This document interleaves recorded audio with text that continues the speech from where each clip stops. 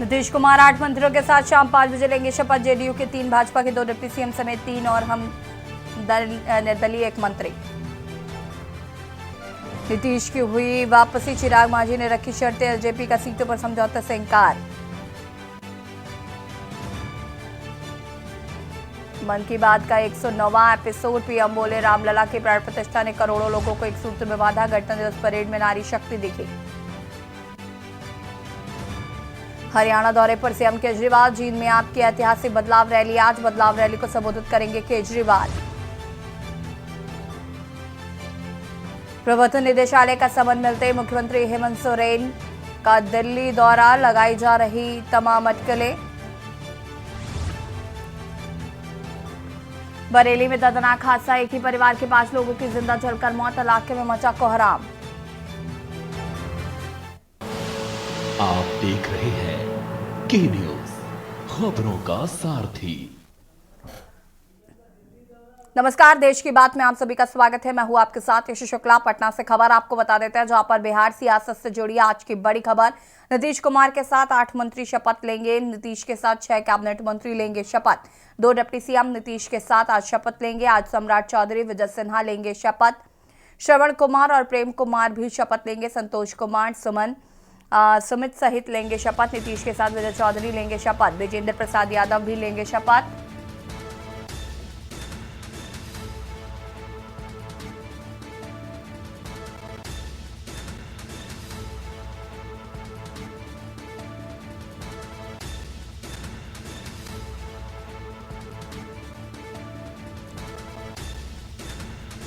बड़ी खबर आपको बता रहे हैं, नीतीश के साथ 6 कैबिनेट मंत्री लेंगे शपथ।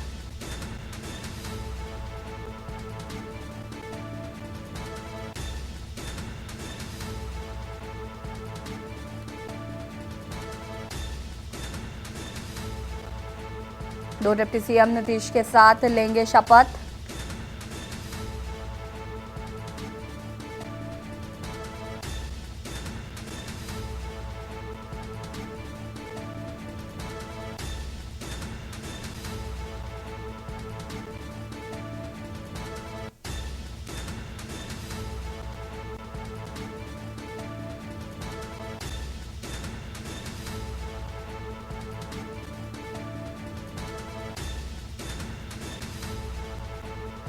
नीतीश के साथ 2 कैबिनेट मंत्री भी लेंगे शपथ।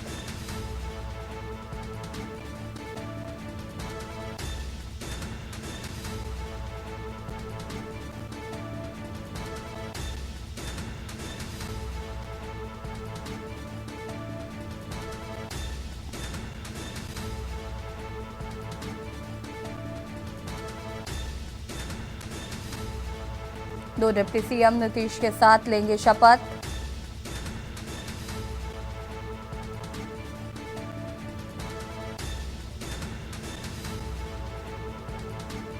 और ये दोनों डिप्टी सीएम बीजेपी के खेमे के होंगे। आज सम्राट चौधरी, विजय सिन्हा भी लेंगे शपथ।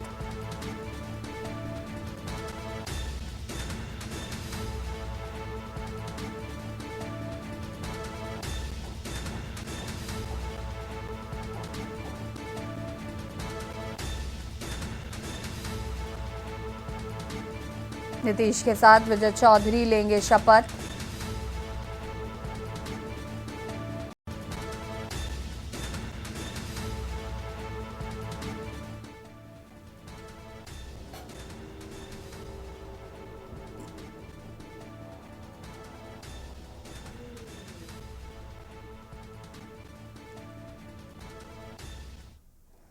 कन्नौज से खबर, जहां पर कोहरे के कारण हुआ भीषण सड़क हादसा। आगरा लखनऊ एक्सप्रेसवे पर हुआ भीषण हादसा। तेज रफ्तार कार खड़े ट्रक से टकराई। कार सवार 2 लोगों की मौके पर मौत हो गई। पुलिस ने शवों को पोस्टमार्टम के लिए भेजा। नोएडा से बिहार जा रहे थे कार सवार। पहले ही यूपीडा कर्मी हटवा देते ट्रक तो नहीं होता हादसा। रात में डिवाइडर से टकराकर ट्रक हुआ था क्षतिग्रस्त। दरबा कोतवाली क्षेत्र के 186 किलोमीटर रूट पर हुआ हादसा। कार सवार 2 लोगों की हुई मौत।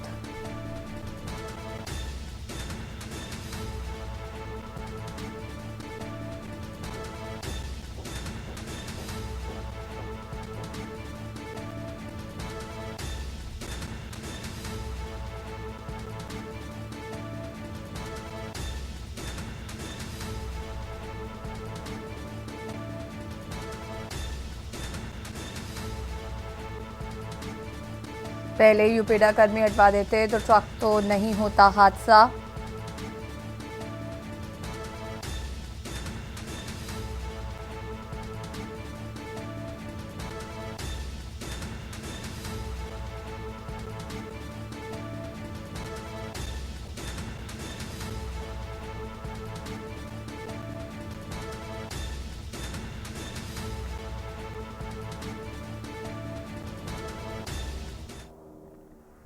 अमरोहा से खबर जहां पर कारोबारी की दिन दहाड़े गोली मारकर हत्या, पैसों के लेन देन में लकड़ी कारोबारी की हत्या कर दी गई।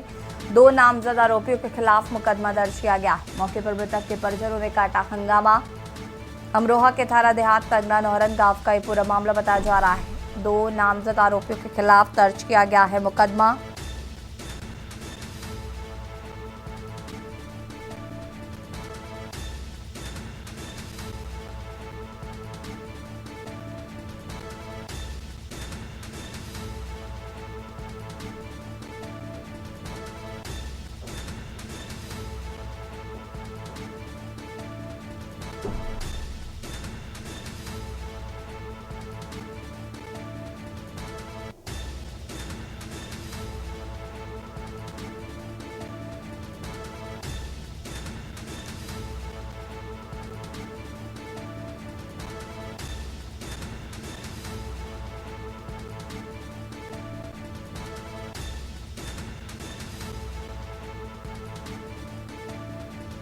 मौके पर मृतक के परिजनों ने काटा जमकर हंगामा।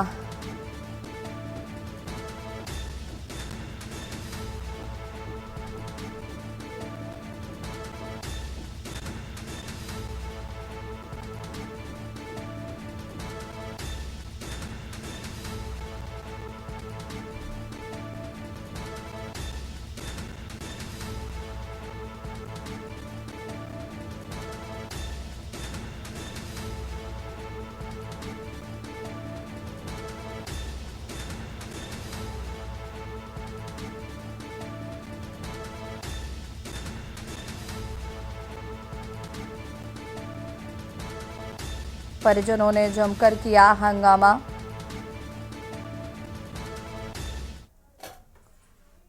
लखनऊ से खबर जहां पर वृद्धजनों को मिला समाज कल्याण से आसरा, राज्य मंत्री की पहल पर चलाया गया रेस्क्यू अभियान। 192 वृद्धजनों को वृद्धाश्रम का मिला सहारा।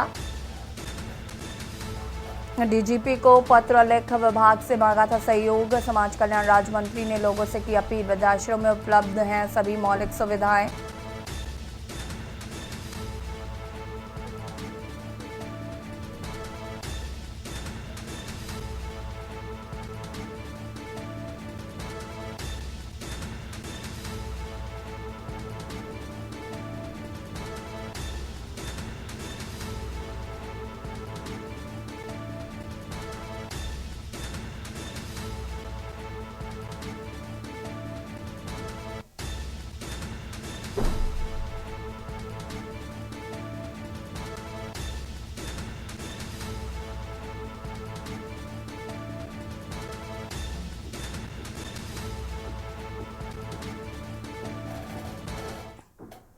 फर्रुखाबाद से खबर जहां पर संदिग्ध परिस्थितियों में युवक ने लगाई आग। युवक ने खुद पर पेट्रोल डालकर आग लगाई।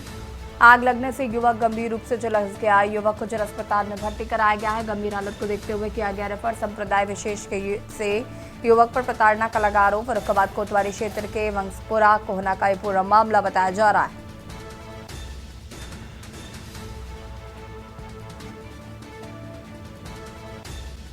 युवक को जिला अस्पताल में कराया गया है भर्ती।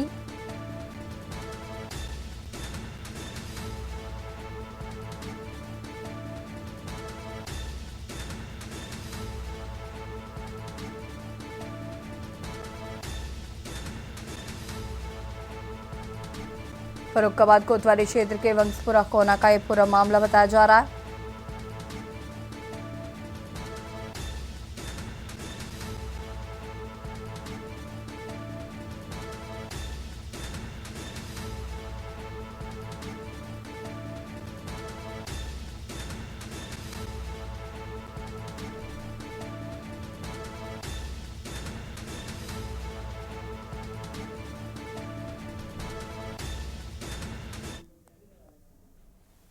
जी क्या नाम है आपका? मेरा रीना रीना। कुशवाहा। जो रीना कुशवाहा। पति का नाम? श्री किशन कुशवाहा। अच्छा, जो चला आई ये आपका कौन है? ये मेरा सगा भाई है। क्या नाम है इसका? संजीव तेरे पिताजी क्या नाम? गिरीश चंद कुशवाहा। और रहने वाले कहाँ हैं? हम रहने वाले हैं मायका कहाँ है? ये भाई का घर कहाँ है? ये बंगस जे नहीं बंगतपुरा। बंगसपुरा के आगे जो क्या गुदड़ी क्या गुदड़ी लगती? हाँ गुदड़ी के आगे जो अच्छा। मुसलमान है नाला आएगा। हाँ। अच्छा, हाँ कैसे भाई ने आप क्या अब हमें ये नहीं पता कैसे लगा ली इसे इसे पीक पीक पिया के पता नहीं उसी की वजह से लगा रही जो मुसलमान करता है कर लिया इसने कितने? इनकी भाभी ने मेरी भाभी ने। अच्छा। सो ये के मारे कि ये घर में रहता क्यों है लड़ाई दंगा करता है इसी के माने इसके मतलब मेरा भाई छोड़ रखा इसी की वजह से इसने ये किया है सब। मतलब एक जला हुआ युवक लाया गया है, क्या नाम है वो, क्या स्थिति है? ये संजीव व्यक्ति का नाम संजीव है जो उसकी भाभी द्वारा एडमिट कराया गया है। ये 75 से 80% बंद है और सीवियर कंडीशन पे है। प्राथमिक उपचार के बाद इसको हायर सेंटर रिफर कर रहे हैं। बिजनौर से खबर जहां पर तमंचे के साथ ही युवक का वीडियो वायरल किया गया है। वीडियो में युवक अवैध हथियार के साथ दिखा अवैध हथियार लेकर झगड़ा करने का प्रयास कर रहा था। पुलिस ने युवक को हिरासत में लिया है और मामला दर्ज कर जांच पड़ताल में जुटी। जानपुर क्षेत्र के का ये पूरा मामला बताया जा रहा है। वीडियो में युवक अवैध वंचा लहराते हुए नजर आ रहा है।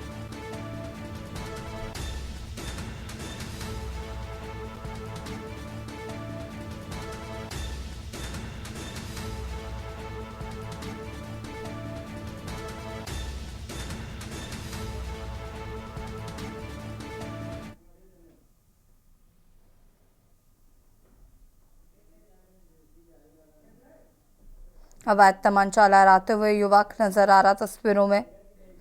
पुलिस फिलहाल मामले की जांच पड़ताल में जुटी।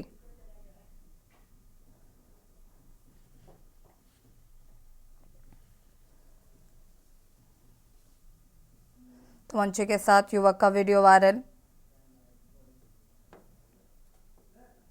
सिद्धार्थनगर से खबर जहां पर स्थानीय सांसद जगदम्बिका पाल नाराज। शुभारंभ कार्यक्रम में स्थानीय सांसद हुए थे नाराज। डीएम की कार्यशैली और मनमाने रवैये से हुए नाराज। जिले के कुछ अधिकारियों के साथ हुई तीखी बहस।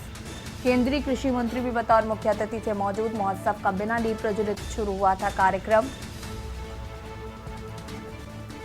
सांसद जगदम्बिका पाल ने जताया ऐतराज।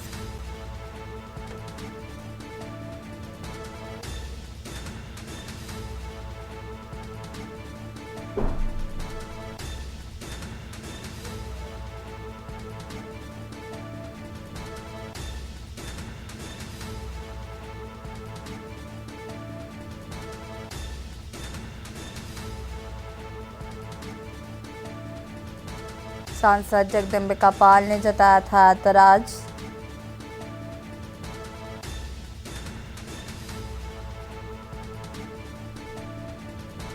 शुभारंभ कार्यक्रम में स्थानीय सांसद हुए थे नाराज। डीएम की कार्यशैली से थे नाराज। जिले के कुछ अधिकारियों के साथ हुई तीखी बहस।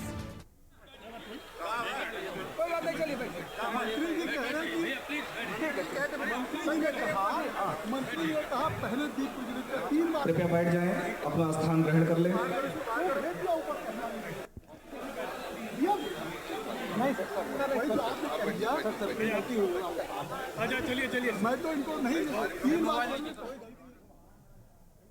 प्रयागराज से खबर जहां पर कार ने ऑटो को मारी टक्कर। ऑटो में सवार लोगों को गंभीर चोटें आई। घायलों को स्थानीय ने भेजा अस्पताल। अमर ज्योति हॉस्पिटल के पास का ये पूरा मामला बताया जा रहा है।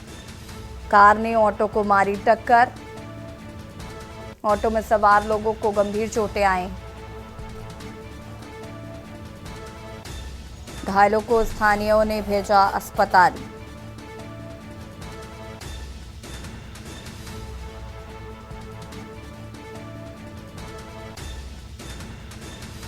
प्रयागराज से खबर कार ने ऑटो को मारी टक्कर।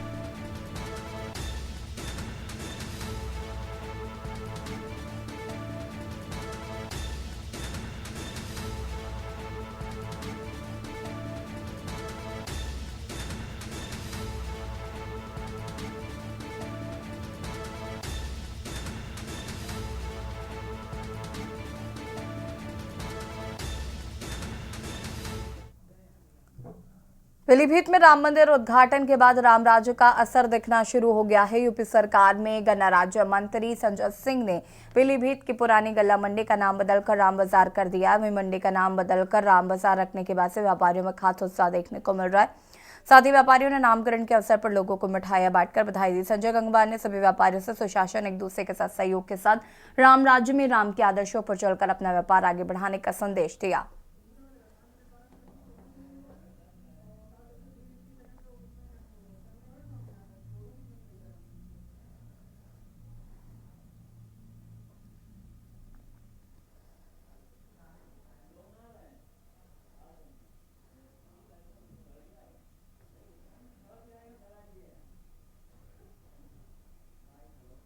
राम राज आ गया है।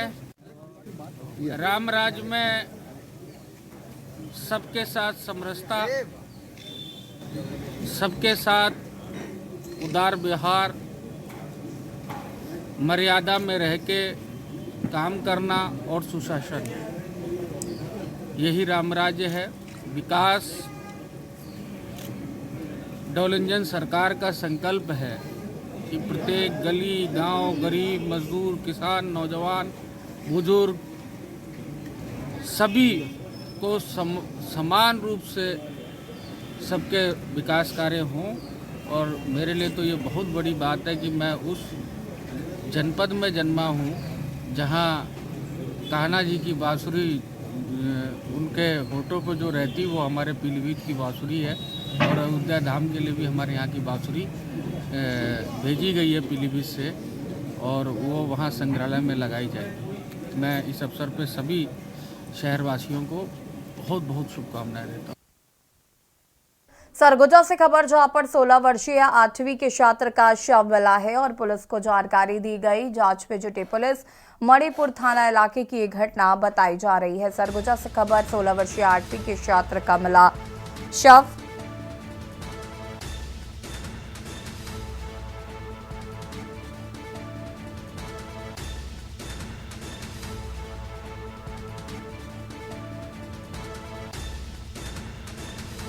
पुलिस फिलहाल मामले की जांच पड़ताल में जुटी।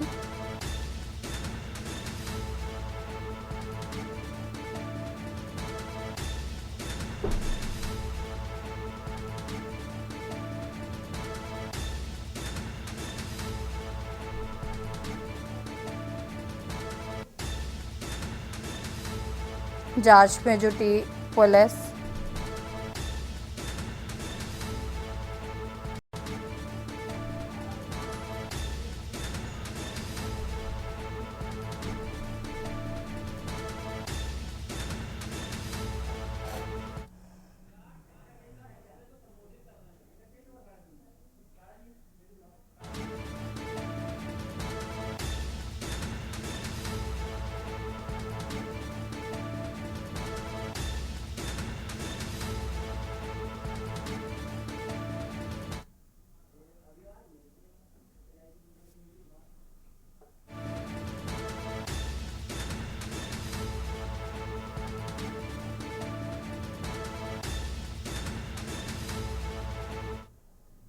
और सीधे आपको ले चलते हैं देहरादून, जहां पर कांग्रेस के राष्ट्रीय अध्यक्ष मल्लिकार्जुन खड़गे पहुंचे हुए हैं। क्या कुछ कहना है, सुन लेते हैं।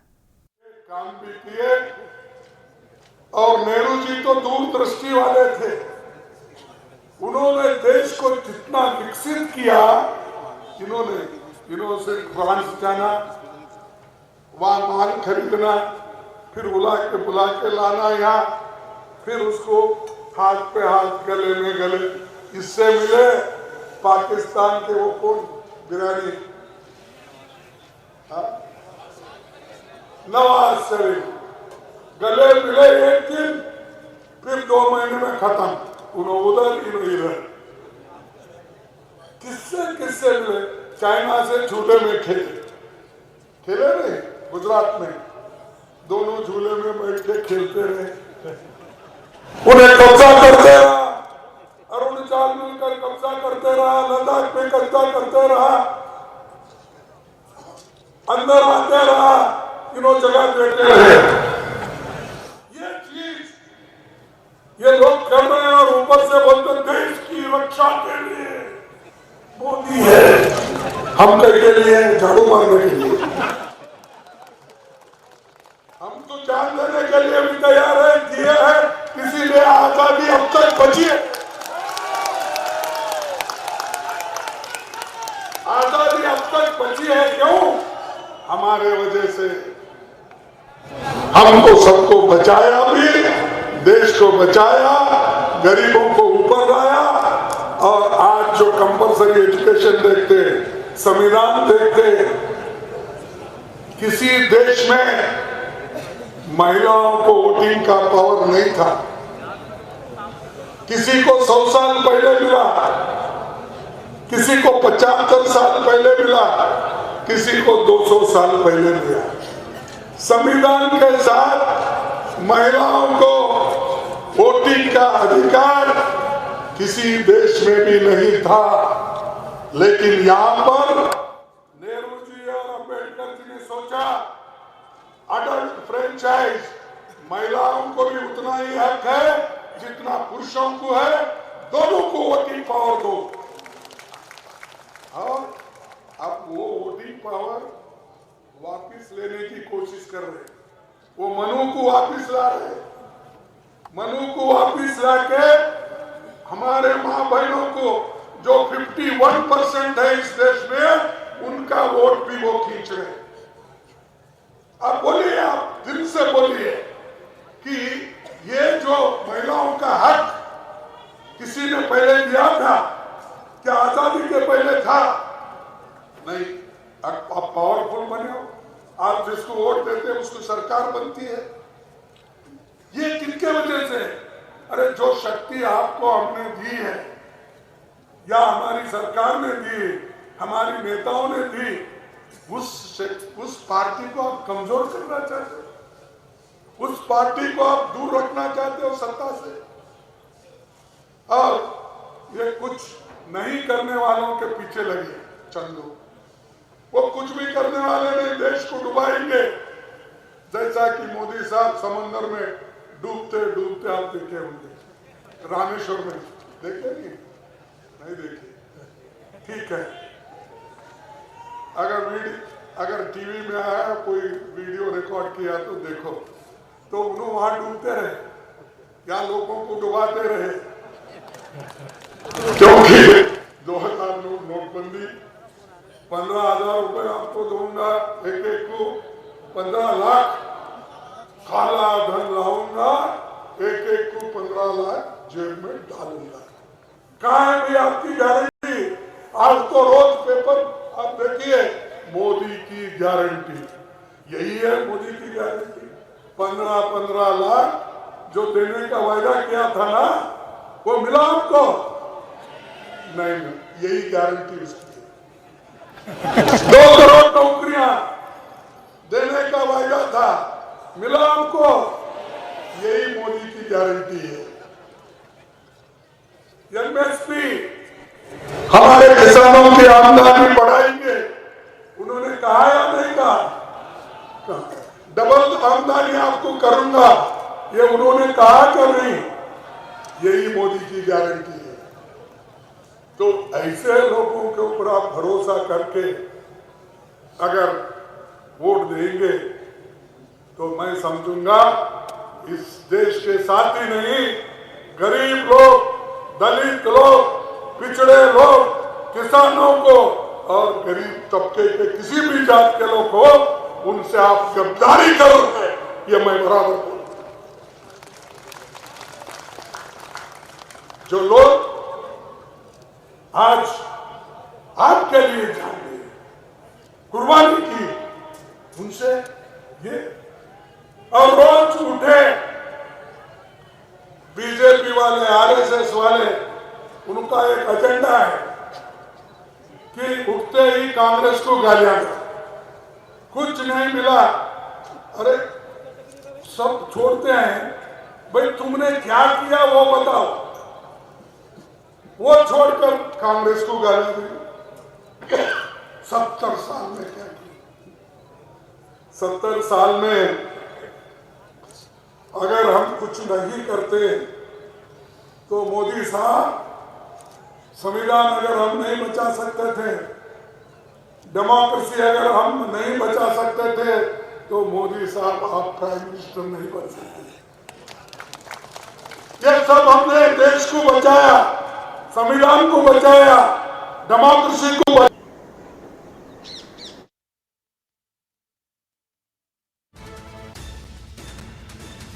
कार्यकर्ता सम्मेलन को संबोधित कर रहे थे मल्लिकार्जुन खड़गे। बीजेपी सरकार पर जमकर निशाना साधा। मल्लिकार्जुन खड़गे का उत्तराखंड का ये पहला दौरा था जहां पर उन्होंने बीजेपी पर जमकर निशाना साधा। संविधान की वजह से। और यहाँ रुकेंगे छोटे से ब्रेक के लिए, जो हाजिर होता है। ब्रेक के बाद आपका स्वागत है। मैं हूं मनोज। जाना शुरू करते हैं अगली खबर का। लखनऊ से अगली अहम खबर सामने आ रही है। लखनऊ से इस वक्त की अहम खबर सामने आ रही है। कम गृह कर वसूली होने पर रोका गया है वेतन। जोनल अफसर समेत कई का वेतन रोका गया है। लखनऊ से इस वक्त की अहम खबर आपको दिखा रहे हैं।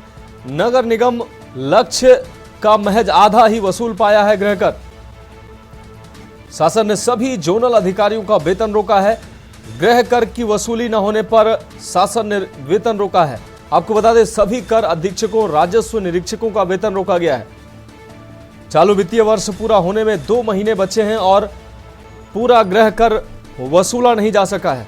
तो गृह कर वसूली की पूरी जिम्मेदारी जोनल अफसर की है और गृह कर वसूली न होने की वजह से अफसरों का वेतन रोका गया है। लक्ष्य कम वसूली पर प्रमुख सचिव ने जताई है नाराजगी। सचिव नगर विकास अमृत अभिजात ने नाराजगी जताई है। आपको बता दें, 8 जोनों में तैनात 14 कर अधीक्षकों का वेतन रोका गया है। 60 राजस्व निरीक्षकों का भी जनवरी का वेतन रोका गया है। चालू वित्तीय वर्ष में वसूली का लक्ष्य 556 करोड़ रुपए है। दिसंबर तक 240 करोड़ की वसूली ही हो पाई है अब तक।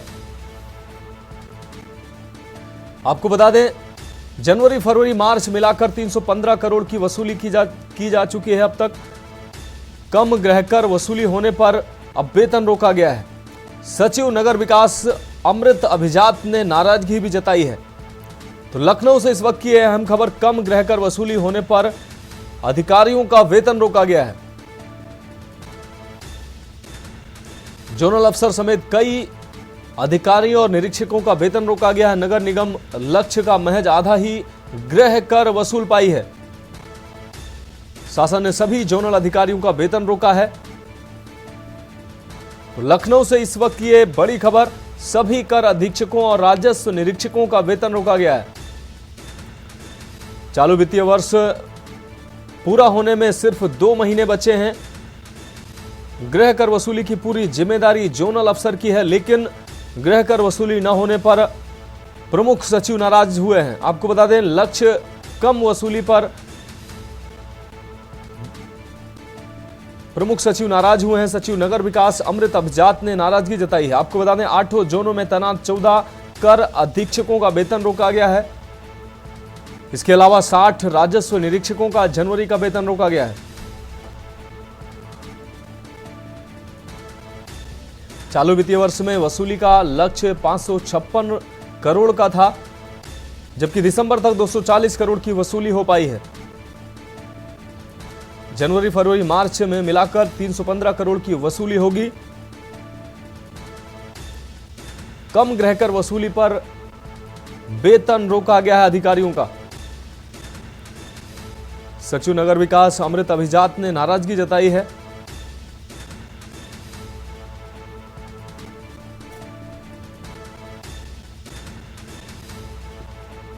जोनल अफसर समेत कई अधिकारियों और कर्मचारियों का वेतन रोका गया है। नगर निगम का लक्ष्य से महज आधा ही वसूल पाया है गृह कर। शासन ने सभी जोनल अधिकारियों का वेतन रोका है। लखनऊ से इस वक्त की अहम खबर आपको दिखा रहे हैं। सभी कर अधीक्षकों और राजस्व निरीक्षकों का वेतन रोका गया है।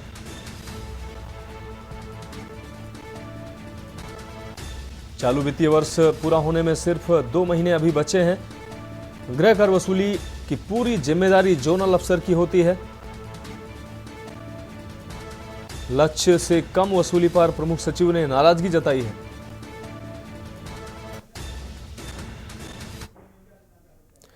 और सीधा आपको गोरखपुर लिए चलते हैं, जहां सीएम योगी आदित्यनाथ क्या कुछ कहना सुनाते हैं आपको। इस सदी की सबसे बड़ी महामारी कोरोना महामारी के तत्काल उपरांत सेकेंड वेव के बाद जब सभी प्रकार की व्यवस्थाएं एक प्रकार से बंद सी हो रही थी, फिजिकल एक्टिविटीज एक प्रकार से और उपस्थिति कम हो पा रही थी, नहीं हो पा रही थी, और उससे केवल व्यापार और उद्यम का ही क्षेत्र प्रभावित नहीं हुआ था, बल्कि सर्वाधिक प्रभावित होने वाले क्षेत्रों में शिक्षा का क्षेत्र भी था। तब तकनीक का उपयोग करते हुए कैसे हम छात्र छात्राओं के और युवा शक्ति को तकनीकी रूप से सक्षम बना सके और बिना किसी डिस्टरबेंस के भी आज तकनीक का उपयोग करते हुए उनके जीवन में उन्हें सशक्तिकरण की दिशा में अग्रसर कर सकते हैं, तब यह योजना प्रदेश सरकार ने प्रारंभ की। हम लोगों ने इसके लिए एक प्रयास प्रारंभ किया है कि हम 2 करोड़ युवाओं को खासतौर पर स्नातक और परास्नातक के उन सभी फाइनल ईयर से जुड़े हुए छात्रों को प्रतिवर्ष कुछ कुछ लेकर के 2 करोड़ युवाओं को इसके साथ जोड़ेंगे। और मुझे प्रसन्नता है कि 2022-23 से हम लोगों ने योजना प्रारंभ की है।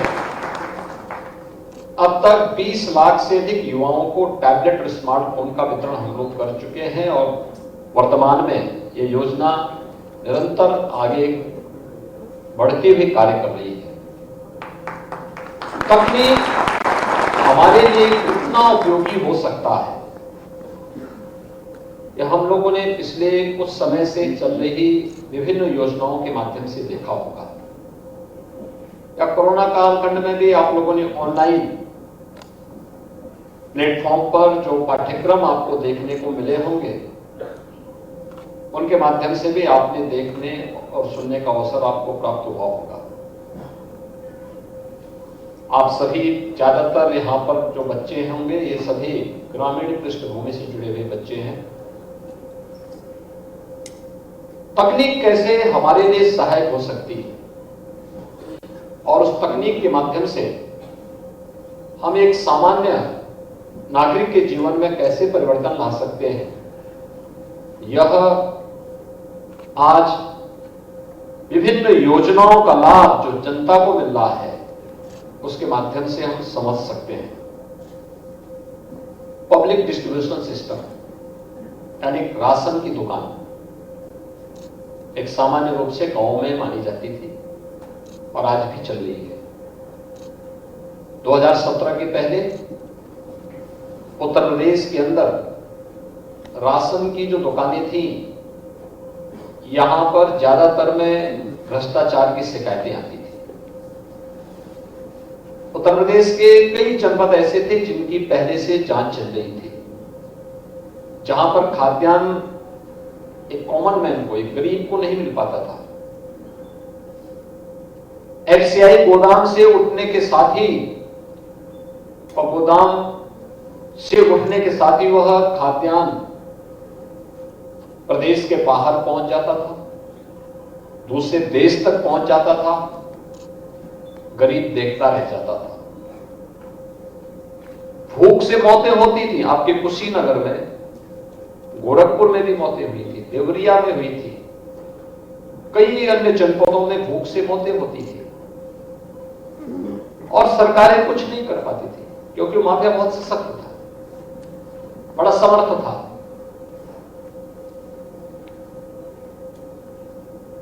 दो 2017 में जब मैं आया था, उससे कुछ दिन पूर्व ही जनवरी और दिसंबर 16 और जनवरी 17 में प्रदेश के कई जनपदों में भूख से मौतों का समाचार मिला था, तो मैं वहां गया था, उन परिवारों से मैं मिला था और उन परिवारों से मिलने के बाद मैंने उनसे पूछा था, मैंने कभी आपको राशन कार्ड नहीं मिला है? क्योंकि मैं तो सांसद था गोरखपुर से, लेकिन मेरे संसदीय क्षेत्र में नहीं था। कुशीनगर में मौतें हुई थी, सोनभद्र में हुई थी, चित्रकूट में मौतें हुई थी। तो मैंने उन लोगों से पूछा, भाई आपको क्या राशन कार्ड नहीं है आपके पास? उन्होंने कहा नहीं सर।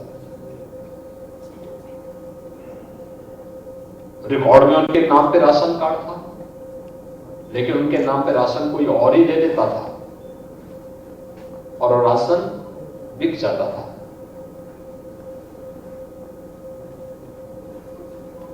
मार्च 2017 में 19 मार्च 2017 को मैंने प्रदेश में मुख्यमंत्री पद की शपथ ली। लगभग 10 मार्च के आसपास मैं गोरखपुर आ रहा था दिल्ली से। तो गोरखपुर की डायरेक्ट फ्लाइट नहीं थी, मैं गोरखपुर से लखनऊ से मुझे बाई रोड आना था। तो मैं लखनऊ आया तो उसी फ्लाइट से उत्तर प्रदेश के खाद्य के प्रमुख सचिव यात्रा कर रहे थे। हम दोनों की फ्लाइट में अगल बगल सीट थी। तो मैं अपनी सीट में बैठा, मेरा कोई परिचय था भी नहीं उनसे। तो मैंने उनसे पूछा, मैंने कहा भाई, वो मुझसे अपना परिचय उन्होंने दिया, उन्होंने कार्ड मेरे सामने बढ़ाया, कहा साहब मैं प्रदेश में प्रमुख सचिव खाद्य का। तो मैंने कहा ये सब राशन कोटे की दुकान आप ही के पास आती है? उन्होंने कहा हाँ। तो मैंने कहा भूख से मौतें क्यों हो रही? उन्होंने कहा नहीं, भूख से कोई मौत तो नहीं हो रही। खैर, व्यक्ति नगर जा रहा था, लेकिन मैं तो मौके पे गया ही था। उसके 8वें 9वें दिन मैं ही प्रदेश का मुख्यमंत्री बन गया। तो मैंने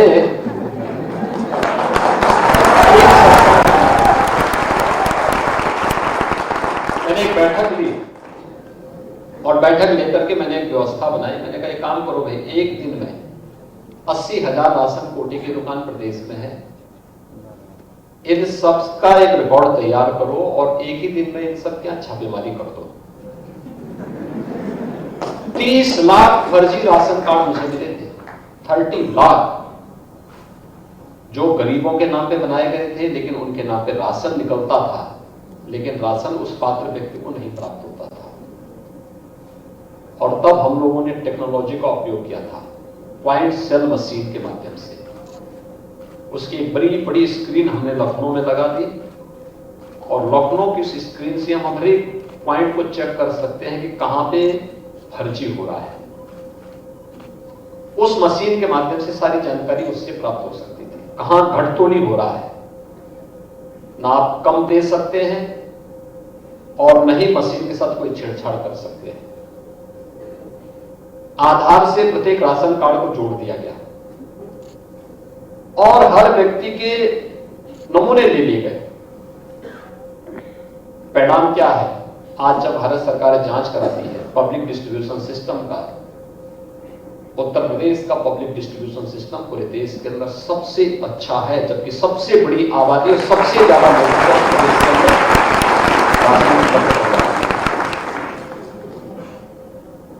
भ्रष्टाचार पर प्रहार का सबसे बड़ा मंत्र है तकनीक, और इसीलिए प्रधानमंत्री मोदी जी तकनीक को अपनाने के लिए बार बार जोर देते हैं। उस दिशा में प्रयास होना, डिजिटल इंडिया का संकल्प और ये सपना क्या साकार हो सकता है? हां, हम सबको उसके लिए अपने आप को तैयार करना होगा। स्वामी विवेकानंद के नाम पर हम लोगों ने राज्य में इसलिए इस स्कीम को चलाई।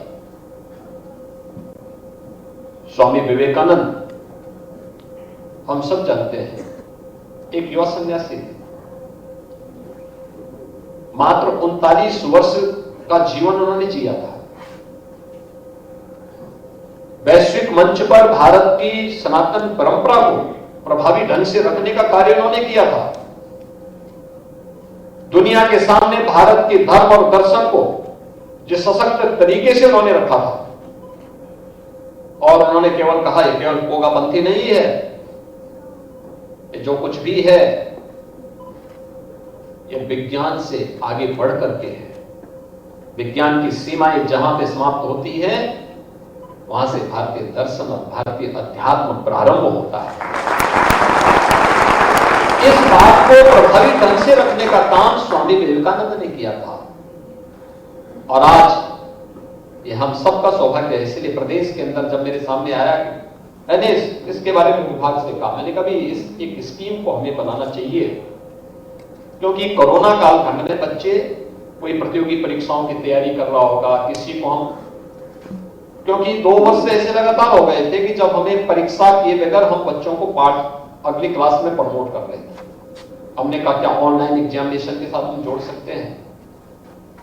बच्चों के पास टैबलेट नहीं थे, स्मार्टफोन नहीं थे, ऑनलाइन एजुकेशन के साथ जोड़ सकते हैं, उनके पास ये व्यवस्था नहीं थी और भी अन्य संसाधनों का अभाव था।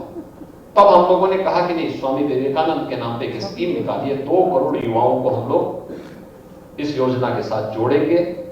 और मुझे प्रसन्नता है कि 20 लाख से अधिक युवाओं को अब तक हम टैबलेट अथवा स्मार्टफोन उपलब्ध करवा चुके हैं। और इस क्रम में आज दीनदयाल उपाध्याय गोरखपुर विश्वविद्यालय में 1000 छात्र छात्राओं को इस सुविधा उपलब्ध हो रही है। जिन्हें उपलब्ध हो रही है उनको मैं हृदय से बधाई देता हूं। जिन लोगों को अभी नहीं उपलब्ध हो पाया है वो इंतजार करें, उनको भी ये योजना उपलब्ध होगी। इसकी सबसे बड़ी खूबी क्या है? स्मार्टफोन और टैबलेट केवल आपके लिए, आपके कॉल करने के लिए या आपको मनोरंजन करने के लिए, एजुकेशन के लिए नहीं है। इससे भी आगे जाकर के आपको आत्मनिर्भर बनाने का एक सशक्त माध्यम बन सके, इसके लिए भी।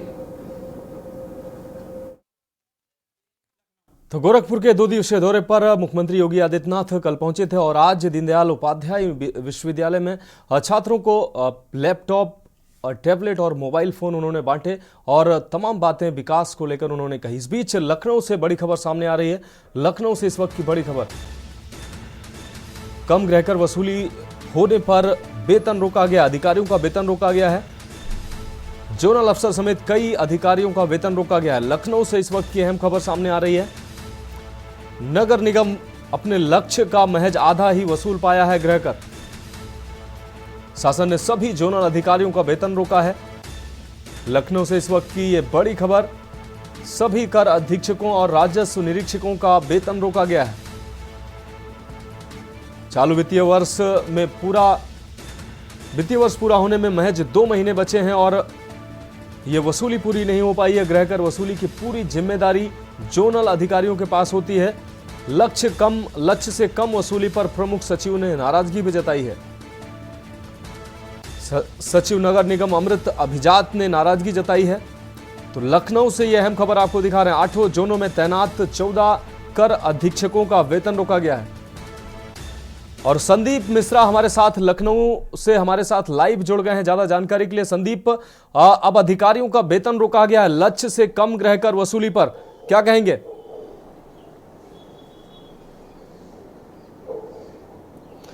बिल्कुल, देखिए शासन ने एक बड़ी कार्रवाई की है, यानी कि माना जा रहा है जिस तरीके से शासन ने इस पे कार्रवाई की है। लखनऊ की अगर बात करते हैं तो लखनऊ नगर निगम के पास 8 जोन है और 8 जोन में सभी कर अधीक्षकों को अपना अपना एक काम होता है, यानी कि सबसे अधिक कर वसूलने का जो काम होता है वो जोनल अधिकारी का होता है। यानी कि साफ होता है कि जिस तरीके से सर्वाधिक जो एक काम दिया गया था कि 536 करोड़ से अधिक का इस बार का जो है वो कर वसूलने का एक लक्ष्य था, लेकिन उस लक्ष्य को पूरी तरीके से नगर निगम ने नहीं पा पाया है। और इस बार दिसंबर माह की अगर बात करते हैं तो मात्र 230 करोड़ के आसपास ही ये लक्ष्य पहुंच पाया है, यानी कि लगभग 200 करोड़ से कम अधिक लक्ष्य जो है वो छूटता हुआ नजर आ रहा है। ऐसे में जो कर अधीक्षक हैं उनका वेतन रोका गया है, साथ ही साथ में जो 60 अधीक्षक हैं उनका वेतन रोका गया है। तो निश्चित तौर पर यह बड़ी कार्रवाई की गई, शासन स्तर पर की गई है, जो वसूली कम करके दी गई है, जिसको लेकर के की जो है शिकायतें भी शासन को जा रही थी। यानी कि अब जो प्रमुख सचिव आवास हैं और उन्होंने ये कार्रवाई की है। इसके साथ ही साथ में अगर बात करें तो अमृत अभिजात ने जो कार्रवाई की है वो उन अधिकारियों पर कार्रवाई की है जो वसूली के लिए जाने जाते हैं, यानी कि कर होता है वो वसूलना होता है। लेकिन कहीं ना कहीं संदीप 556 करोड़ का लक्ष्य रखा गया था और दिसंबर तक महज 240 करोड़ की ही वसूली हो पाई है। अगर जनवरी और फरवरी को भी मिला दिया जाए तो महज 315 करोड़ की ही वसूली होने का लक्ष्य है। और जबकि 556 का यह बड़ा लक्ष्य कैसे पूरा होगा? क्या अब इन अधिकारियों का वेतन रोका गया? क्या और कोई बड़ी कार्रवाई हो सकती है?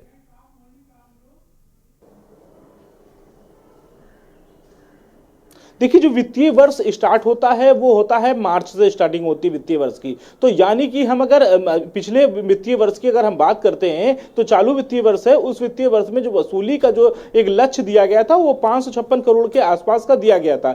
इस पे उनको वसूली करनी थी, ये पूरे 8 जोनों से वसूली कर करके जो सरकार को पैसा जाता है वो जमा करना था। लेकिन इस वसूली के अंतर्गत बात की जाए तो वो वसूली कम की गई है, यानी कि कहीं ना कहीं अधिकारियों की लापरवाही थी, जिसके कारण जो है इस पे जो है लगातार प्रमुख सचिव की नाराजगी जो है वो बनती नजर आ रही थी। ऐसे में अब जनवरी माह का जो वेतन है वो रोक दिया गया है, यानी कि साफ है कि अब अगले महीने जो वेतन होगा इन कर अधीक्षकों का वेतन नहीं मिल पाएगा। इससे पहले उन्हें अब इन 2 माह में इन्हें लगभग जो है 200 करोड़ रुपए वसूल करके देने हैं। तो यानी कि एक बड़ा लक्ष्य है इनके पास में, अधिकारियों के पास में, उस लक्ष्य को हासिल करना होगा। तो इनको एक बार फिर से इन अधिकारियों को फील्ड पे उतरना होगा और लगातार जो है जैसे इससे पहले डुग्गी पिटवा करके लोग जो है गृह कर जमा करते थे, और इसके साथ ही साथ लगातार नगर निगम के जो अधिकारी हैं वो कैंप लगाते थे। लेकिन अब कहीं ना कहीं ये नहीं देखने को मिल रहा था, जिसके बाद से जो प्रमुख सचिव हैं उन्होंने इस पे कार्रवाई की है। तो निश्चित तौर पे आने वाले समय में 2 माह का समय बचा है, अब नगर निगम को मात्र 200 करोड़ रुपए वसूल करके देने हैं। निश्चित रूप से संदीप अब महज 2 महीने का वक्त बचा और 2 महीने में अब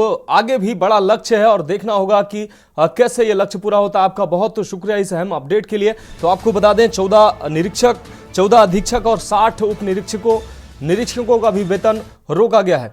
अगली अहम खबर कानपुर से सामने आ रही है। कानपुर से ये अहम खबर आपको दिखा रहे हैं।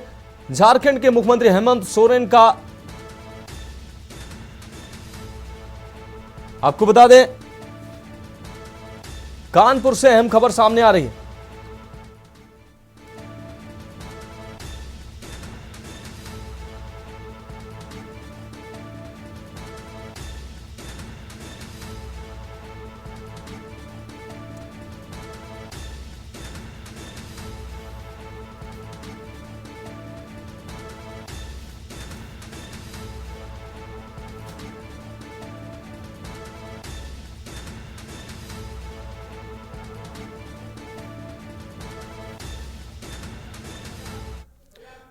इस बीच कानपुर से अहम खबर सामने आ रही है। कानपुर से आपको यह खबर दिखा रहे हैं,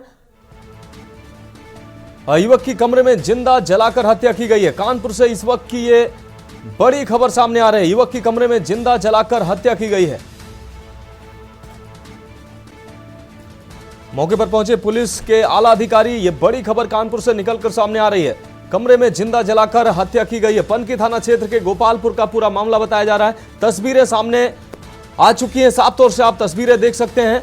पुलिस के आला अधिकारी मौके पर पहुंचे हैं तो युवक की कमरे में जिंदा जलाकर हत्या की गई है। पनकी थाना क्षेत्र का यह मामला बताया जा रहा है।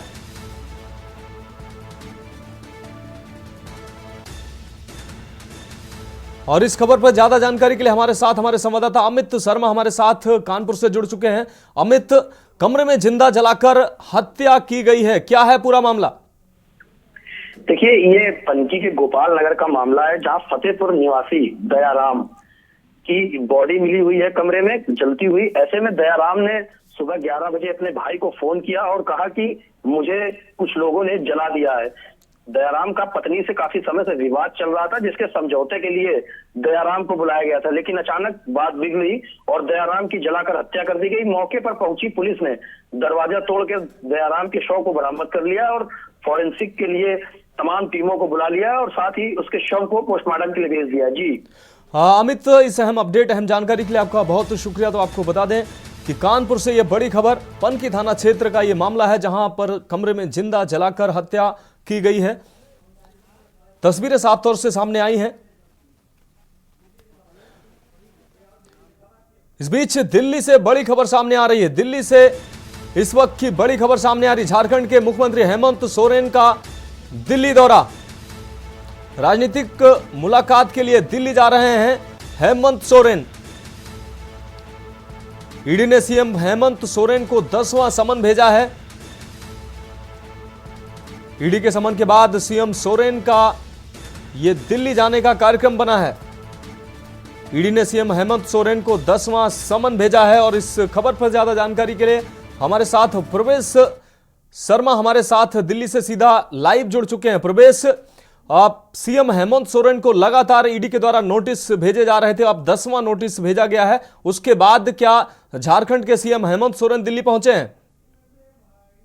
बिल्कुल, देखिए कयास ये लगाए जा रहे हैं कि ईडी ने इस बार 10वां जो अपना समन है वो हेमंत सोरेन को भेजा है। सबसे बड़ी बात है कि 9 जो है समन उनको भेजे जा चुके हैं, लेकिन वो अभी तक मुलाकात करने नहीं पहुंचे। और अब 10वां जो समन उनको भेजा गया है वो 29 से 31 जनवरी के बीच में पेश हो रहा है। सबसे बड़ी बात है जो सूत्रों के हवाले से निकल कर आ रही है कि बताया जा रहा है कि इस बार अगर हेमंत सोरेन ईडी के समक्ष पेश नहीं होंगे तो ईडी उनके घर पर जाकर पूछताछ कर सकती है। और सबसे बड़ी बात यह है कि इसी डर की वजह से या बात करें इस खबर के फैलने के बाद ही जो हेमंत सोरेन बताया जा रहा है कि तुरंत अपने चार्टर्ड प्लान से कल रात दिल्ली पहुंच चुके हैं और आज सुबह से वो अलग अलग राजनीतिक गलियारों में मुलाकात भी कर रहे हैं। और उसके अलावा लीगल मैटर की बात करें या लीगल चर्चा करें, लीगल वकीलों से अपनी चर्चा कर रहे हैं और इस मुद्दे को लेकर वो बातचीत कर रहे हैं। कहीं ना कहीं साफ तौर पर ये मैं आपको बता दूं कि अगर वो इस 10वें समन पर पहुंचेंगे नहीं ईडी के समक्ष तो ईडी उनके घर पर पहुंच जाएगी। यही वजह है कि वो कल ही दिल्ली पहुंच चुके हैं और लगातार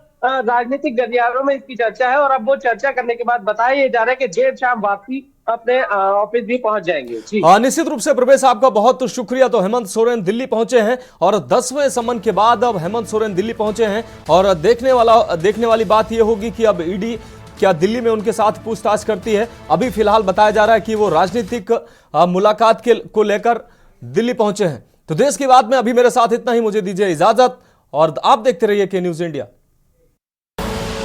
आप देख रहे हैं के न्यूज, खबरों का सारथी।